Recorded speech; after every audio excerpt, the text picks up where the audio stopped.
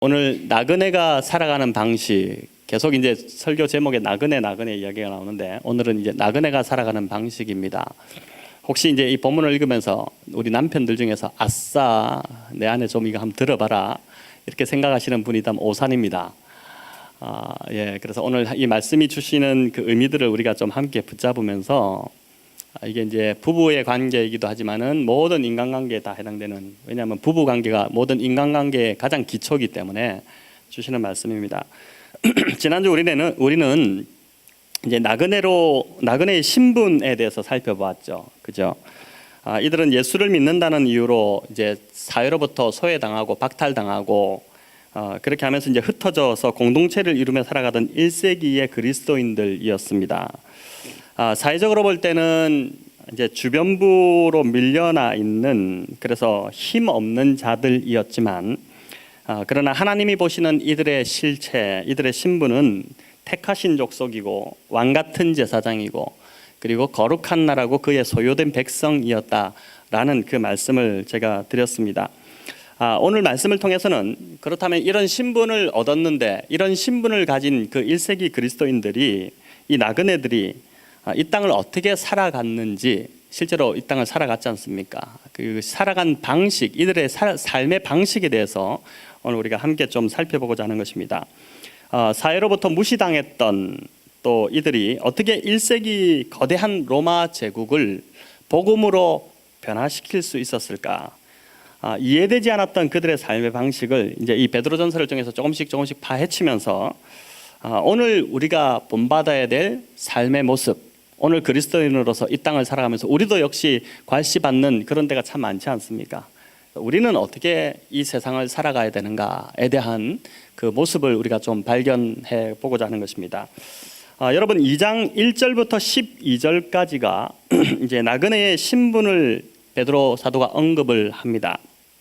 그리고 이어지는 이제 13절부터 2장 13절부터 25절까지를 통해서 나그네 성도들이 당시에 이제 황제와 주인 이 두 계층을 어떻게 대해야 하는지, 예수님의 본을 가지고 이제 2장 말미에 가면은 예수님이 어떻게 사셨는지를 쭉 이야기하면서 그 예수님의 본을 가지고 설명을 하기 시작합니다. 그리고 오늘 읽은 3장 1절부터 7절을 보니까 여기는 아내들이 남편을 어떻게 대해야 하는지에 대한 실제적인 지침을, 이제 앞에 왕과 또 주인을 대하는 그 태도와 같은 맥락으로 아내들이 남편을 어떻게 대해야 하는지에 대한 아주 구체적인 실제적인, 성경에 보면 아내가 남편을 대하는 거에 대한 가장 디테일하게 아주 정확하게 나와 있는 부분이 바로 이제 이 본문입니다.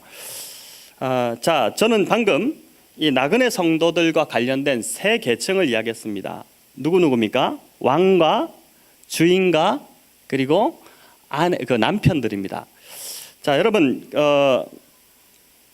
이 세 계층은 이제 당시 모두 다 뭐냐면은 갑의 위치에 있던 자들입니다. 갑. 황제는 당연히 최강 갑의 위치였던 그러한 사람이었죠. 그 누구도 넘보지 못하는 권력, 권세를 갖고 있던 자였습니다. 또 주인도 마찬가지입니다. 여러분, 노예들에 대한 이 주인의 갑질은 당시 상상을 초월했습니다. 당시 노예는 인격이 아니었습니다. 인격이라기보다는 집안의 재산 목록이 이렇게 정리되는 것이 있는데, 그 재산 목록에 보면은 소, 마차 뭐 쭉 있지 않습니까? 그런데 이 소, 마차보다도 더 하위 목록에 노예 몇 명 이렇게 기록되어 있을 정도로, 그러니까 노예는 인격이 아니라 하나의 이제 재산 목록으로 취급되는, 그래서 이 주인의 화풀이, 스트레스를 풀 대상으로 구타를 당하기도 하고 또 성적 노르게로 이렇게 당하기도 하고, 이렇게 당하면서 살던 당시의 계층이 바로 1세기 로마 시대에 살아가던 노예들입니다.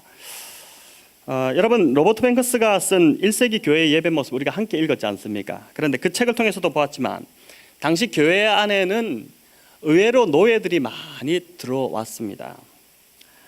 예수 믿고 새 사람이 이들이 되었습니다. 구원받았다 보니까 얼마나 좋습니까?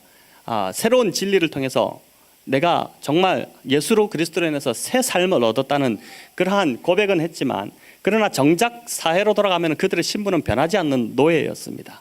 그렇죠? 여러분, 그러다 보니까 이들이 세상에서는 노예로 대접받는데 교회만 이렇게 오면, 우리가 그 책에서도 보았지만은 정말 인격적인 대접을 받다 보니까 얼마나 그들이 위로가 되었겠습니까? 그래서 당시 세계관으로 볼 때 1세기 교회 예배의 모습은 정말 급진적이고 파격적인 그러한 모습이 아닐 수 없었던 것이죠. 황제나 이 주인뿐만 아니라 남편도 갑이기는 마찬가지였습니다.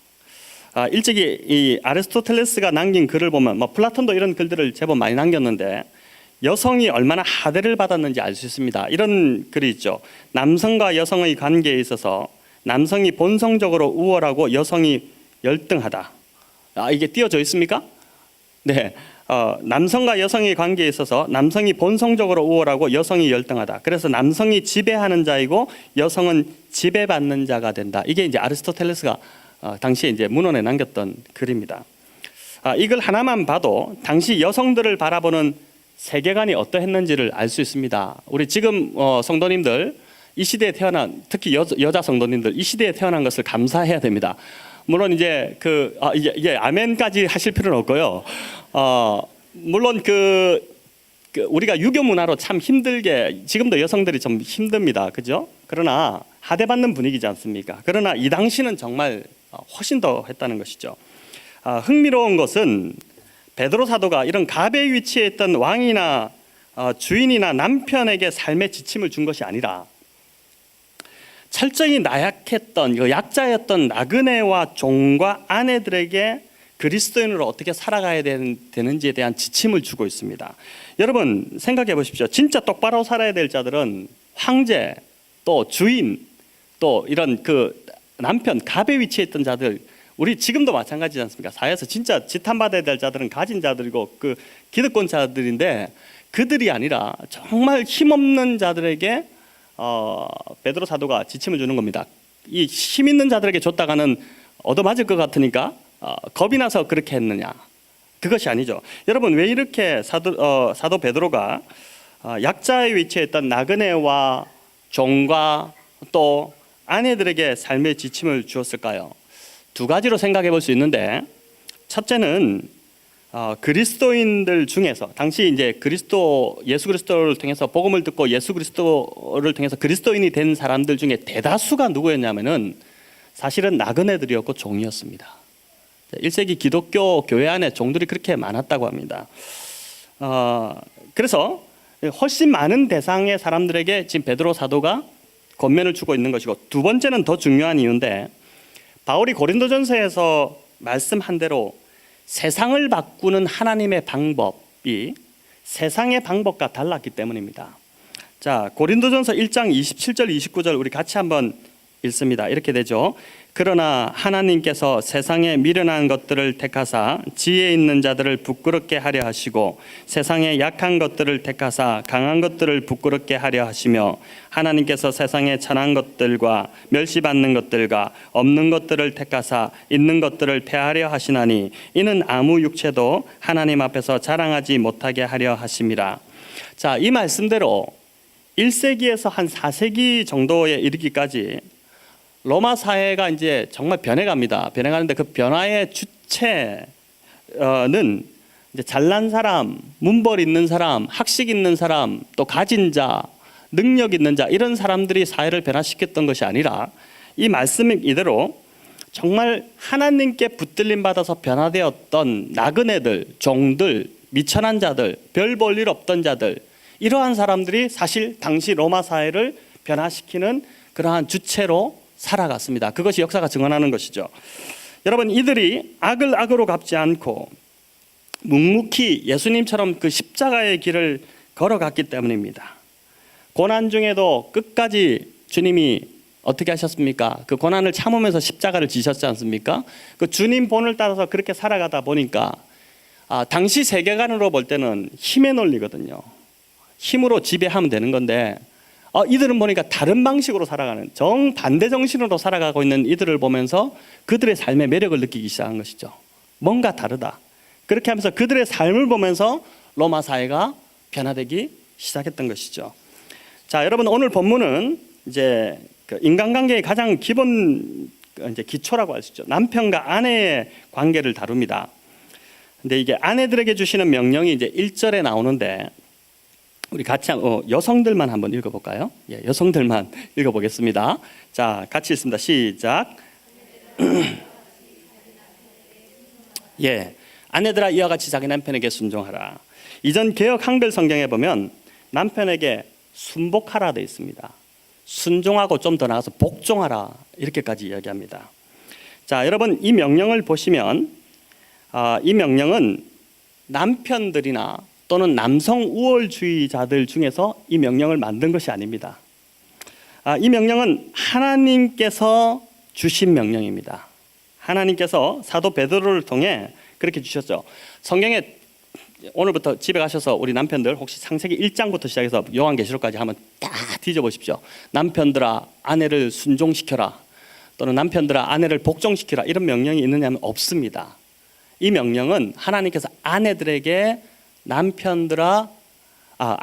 남편에게 순종하라 이렇게 나옵니다. 그래서 오늘 돌아가셔서 남편들이 이렇게 말씀하시면 안 됩니다. 봐, 순종하라고 했잖아, 순종해, 이렇게 접근하시면 절대 안 됩니다. 여러분 하나님께서 아내들에게 순종하라고 하신 것은 하나님의 명령이고 아내들을 위한 명령이고, 이것은 명령을 넘어서 하나님께서 관계를 다스려 가시는 하나님의 질서입니다. 이 질서를 통해서 하나님 말씀하시는 것, 일하시는 것이죠.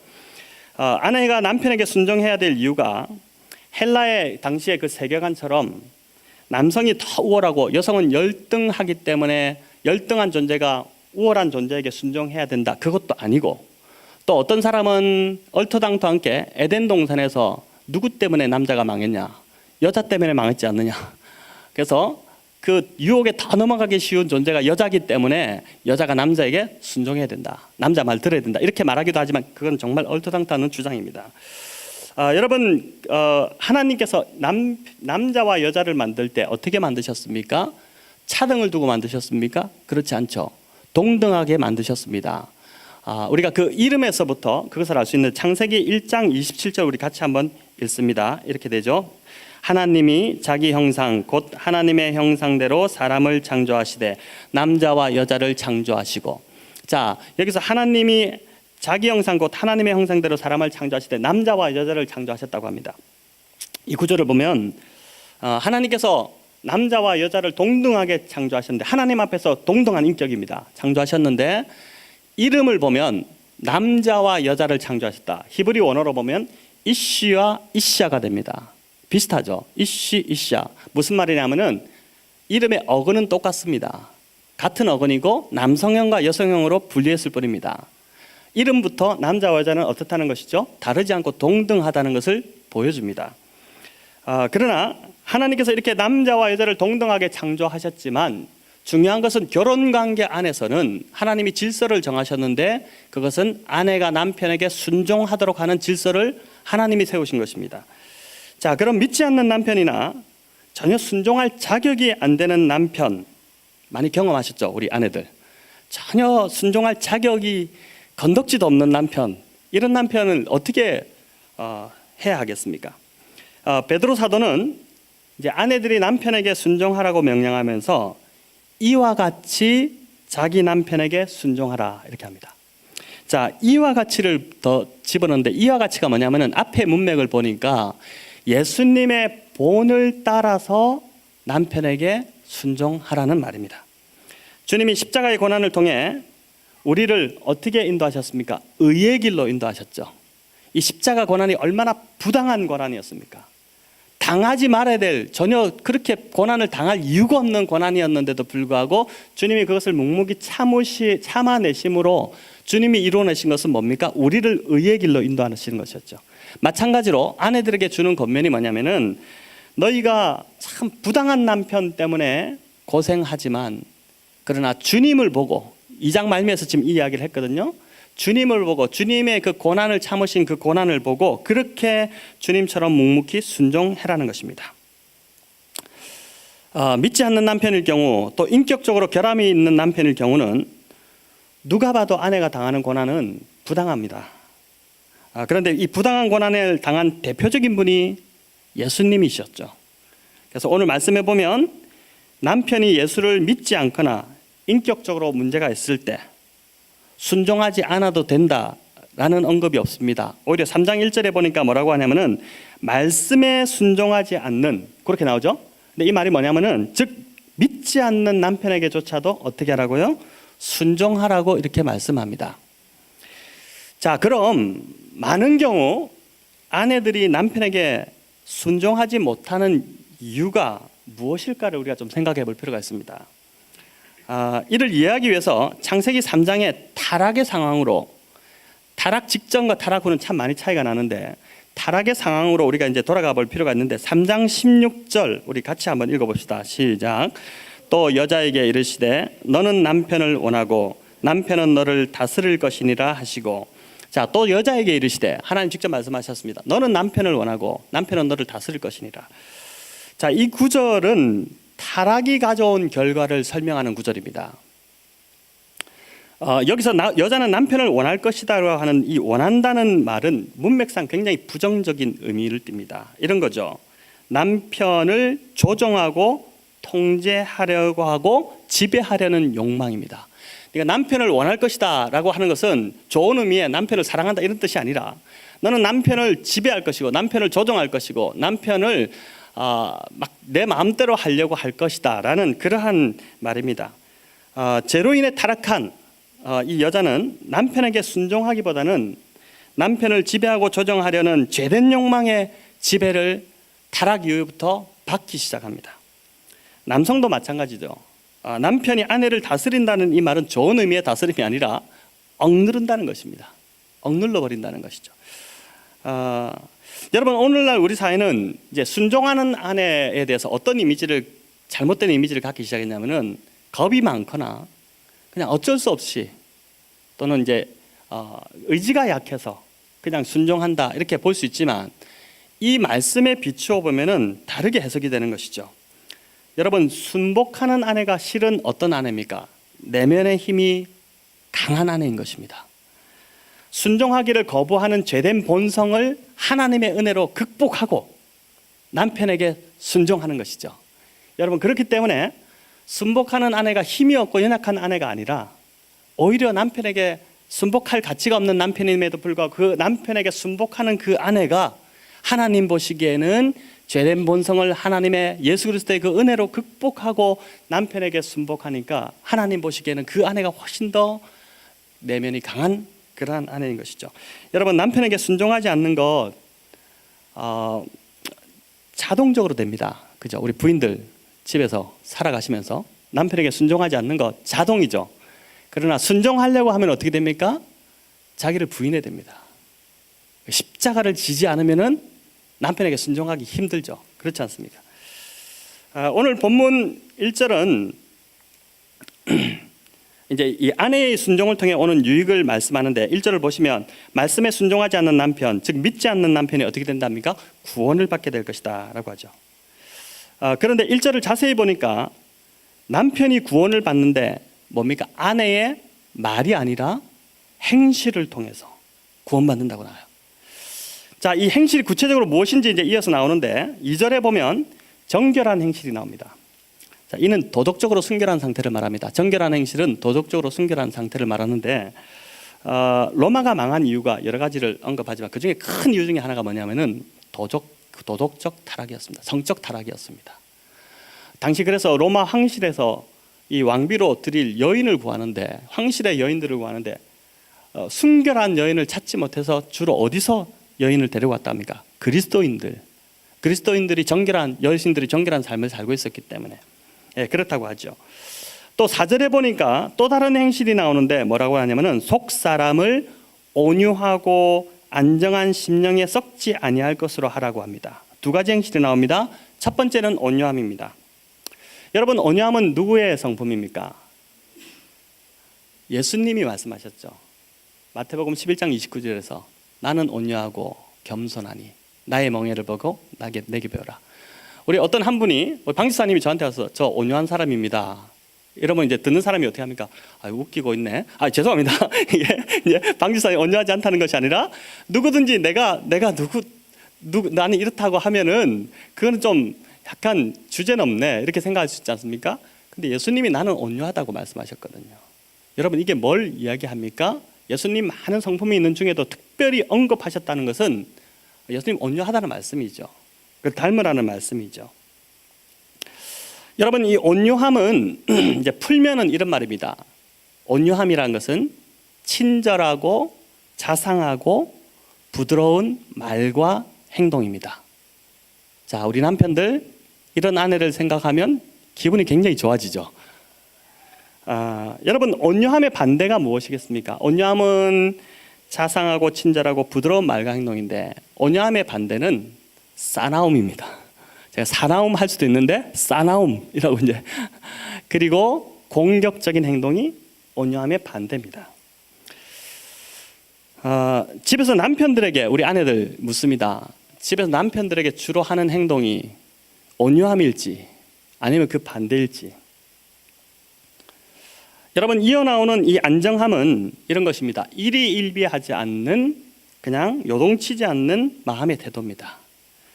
남편의 말 한마디에 감정이 막 확 끌어올라서 막 이렇게 퍼붓기도 하고 네, 그렇게 하지 않는 것이죠. 외부의 요인에 의해서 남편의 어떤 말에 있어서 이렇게 요동하지 않고 고요함을 유지하는 상태입니다.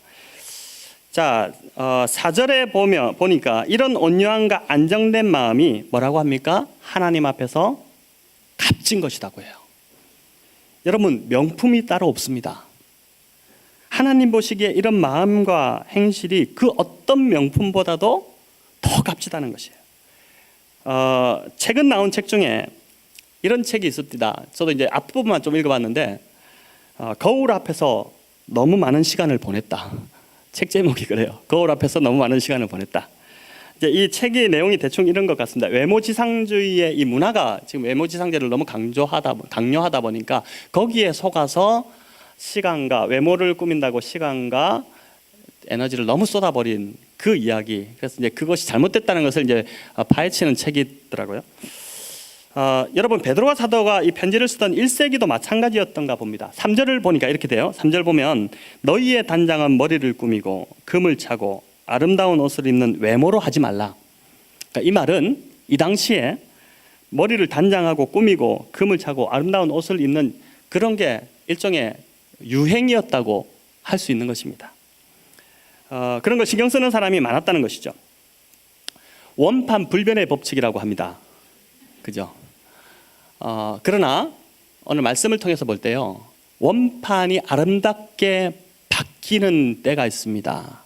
바뀔 수 있는데 그것이 바로 뭐냐면은 우리의 이 속사람을 온유함과 안정된 심령으로 바뀌게 될, 그것으로 계속해서 채워나가게 될 때 어떻게 되냐면은 그 어떤 명품으로 좋은 화장품으로 화장기술로 또 성형으로 이렇게 바꾼 것보다도 참 재밌는 것은 성형한 얼굴은 다 똑같아요. 보니까 누가 봐도 저 성형했네?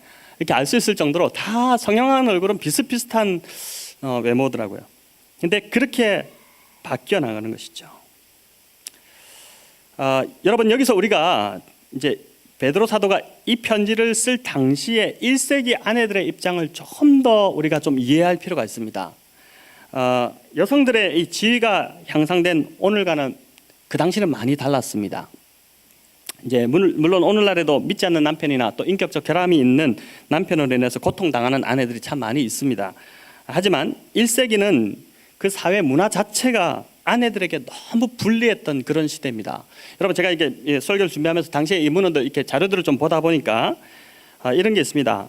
거대한 헬라 문화 속에서 얼마나 많은 신들이 있었는지 모릅니다. 나중에 또 이제 그 1세기 문화, 바울이 바라본 1세기의 그 종교 제의에 대한 책도 이제 두꺼운 책이 있는데 그 책에 나오는 내용들도 제가 한번 요약해서 알려드릴 텐데 이제 보면은 너무 많은 그리스 신들을 섬기는데 이 신들이 다 패역한 신들이죠. 근데 그 당시에 그리스 신들의 제의가 빠지지 않는 게 있는데 그게 뭐냐면 술과 그 다음에 부도덕한 행위였습니다. 성적으로 타락해도 이 정도로 끔찍할 정도로 타락할 수 있을까? 그 안에서 살인이 자행되고 이제 항상 그리스 신의 제의를 마치고 나면은 사람이 죽어나가고 피가 낭자하게 흐르고 그 장치를 했던 장소가 이런 것이 그 당시의 모습이었습니다. 그리고 남편이 이제 당시에 종교를 갖게 되면은 보통 이제 100% 다 종교를 갖고 있습니다. 근데 그 종교가 대부분 그리스도 종교죠. 근데 그 종교를 갖게 되면은 아내는 종교를 선택할 여지가 없습니다. 남편이 믿는 종교를 아내도 믿어야 되는 것이 그 당시의 관례였습니다. 그래 되다 보니까 이제 심지어 어떤 것까지 하냐면 아내가 별도로 친구를 사귀는 거나 이렇게 하면 안 되고 남편이 속한 그 종교 집단의 친구들, 그 남편의 친구들과 그 남편의 아내들과만 사귀어야만 되는 이제 그러한 관례도 문헌에 이제 나와 있습니다. 참 재밌지 않습니까? 여러분 이런 분위기 속에서 1세기의 아내들이 그리스도인이 된다는 것은요 정말 이것은 정말 쉬운 일이 아니었습니다. 오늘도 교회 나오는 것을 구박하는 남편들 때문에 힘든 분들이 계십니다. 그런데 1세기 이 시대의 아내들은 사회 자체가 이러했기 때문에 기독교인이 된다는 것은 너무나도 힘든 그러한 일이었습니다. 베드로전서가 기록될 당시는 이제 베드로전서의 편지를 보낼 당시에 그 당시 흩어져 있던 교인들에게 보낼 당시는 어떤 상황이었냐면은 본격적인 기독교 탄압이 일어나기 전이었습니다. 조금 더 뒤에 일어납니다. 그리고 네로가 로마의 화재를 일으키고 나서 그 화재의 원인을 기독교인들에게 뒤집어 씌우지 않습니까? 근데 그 화재가 일어나기 직전이었습니다. 그렇기 때문에 이때는 이제 그리스도인들 지금 흩어져서 나그네로 전락한 이 성도들이 주로 무엇 때문에 그랬냐면 종교적 이유 때문입니다. 종교적으로 낙인이 찍힌 것입니다. 이런 거죠. 주님의 살과 피를 먹고 마신다고 해가지고 로마 사람들이 볼 때 이것들이 살과 피를 먹고 마신대. 그것도 주님의 살과 피를 먹고 마신대. 그래서 식인종자들이라고 이렇게 취급하기도 하고 또 모이면은 자기들끼리 형제님 자매님 하니까 이 근친상간자들 아닌가? 다 지네끼리 형제자매래. 그럼 뭐야 이거 도대체? 뭐 이렇게 판단하기도 하고 무엇보다 이제 말씀드린 대로 로마의 그 신들의 제의를 거부하다 보니까 이 신들의 제의에서 행했던 그 악은 정말 이 대단한 악인데 그들이 악을 행하는 자였음에도 불구하고 그것을 거부하는 그리스도인들을 향해서 뭐라고 했냐면은 악을 행하는 자라고 베드로전서에도 계속 그 이야기 나옵니다. 악을 행하는 자라고 그렇게 뒤집어 오히려 씌웠던 것입니다. 그렇게 낙인 찍었던 것이죠. 그래서 평소에는요 그냥 이웃입니다. 그 로마 시민들하고 같이 이웃으로 잘 지내다가도 어떻게 됩니까? 기독교 제의만 있으면은 거부하고 거기에 참여하지 않고 이러다 보니까 점점 더 그 사회에서 찍히게 되면서 아주 독선적이고 배타적인 사람들이다.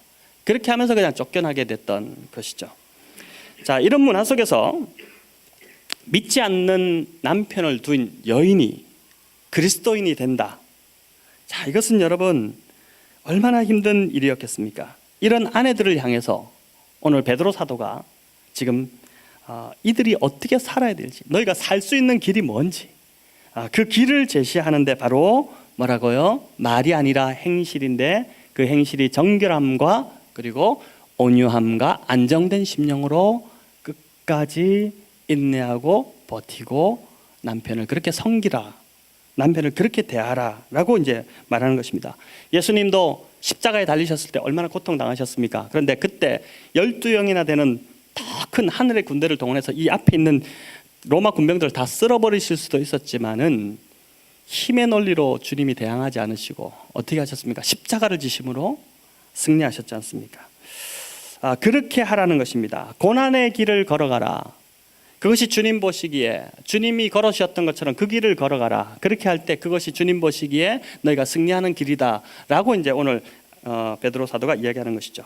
자, 그런데 이제 이렇게 인간인지라 이렇게 생각할 수 있습니다. 우리가 살아보셨잖아요. 그죠? 남편과 지금 10년도 살아보고 20년도 살아보고 30년도 살아보셨잖아요.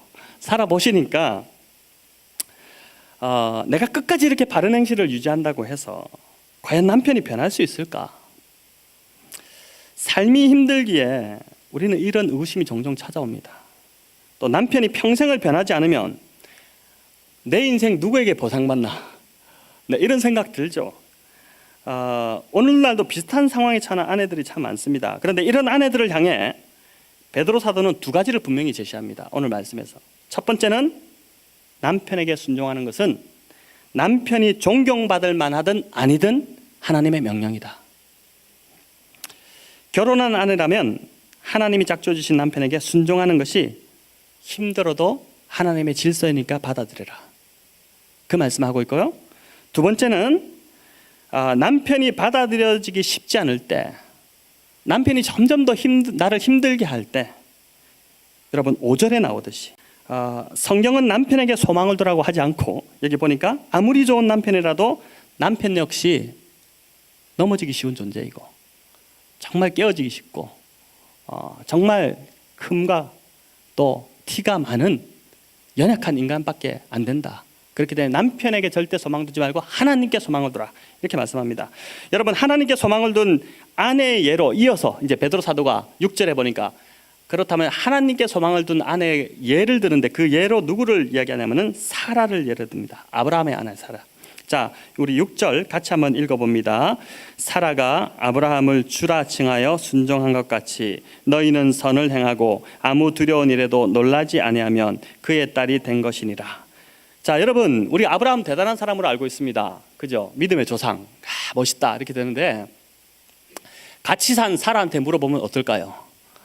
예, 그것도 뭐 우리처럼 아닙니다. 꽤 오래 살았지 않습니까? 그죠? 아브라함이 100세 아들 낳을 정도였으니까.